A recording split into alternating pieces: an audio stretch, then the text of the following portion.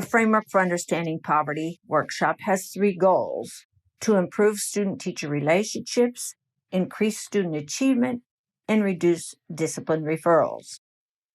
To create better student-teacher relationships, we look at how you do that with students, hidden rules, and individual resources of students so you know which interventions work.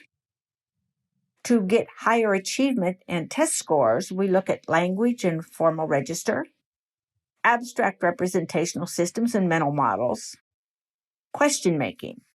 If you can't ask a question, it's very difficult to get inside your head and know what you know. To improve discipline and reduce discipline referrals and parent incidents, we look at planning, behavior, and that includes voices and triangles, and parent-family resources and stability. This knowledge base will help achieve the 3 goals that we started with.